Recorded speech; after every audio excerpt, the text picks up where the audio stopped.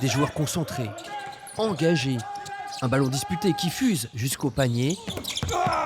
Ce matin, le BBD était déjà en condition de match.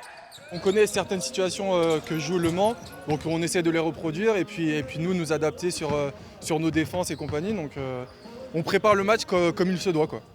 Ça ne s'annonce pas simple pour les Périgourdins. Les Manceaux sont sur 3 victoires en championnat et 2 larges succès en Champions League contre le club turc de Mersin. Ils sont sur un rythme effréné qui harassent leurs adversaires, qui les rincent. Et si ça ne paye pas au premier ou au deuxième, ça paye souvent au troisième, voire au quatrième. Je pense que Mersin a payé pour le savoir. Le froid ainsi que la grève des médecins ont quelque peu perturbé la reprise des basketteurs.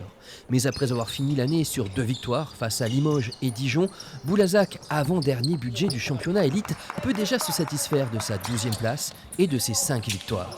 C'est presque inespéré qu'on soit à 5 victoires. Donc ça, je suis très satisfait.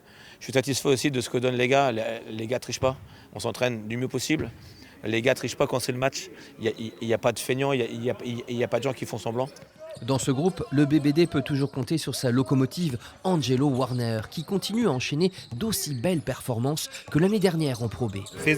Physiquement, on doit être en forme, affûté, et on doit être concentré constamment, parce qu'une seule erreur peut vous mettre en difficulté pendant le reste du match.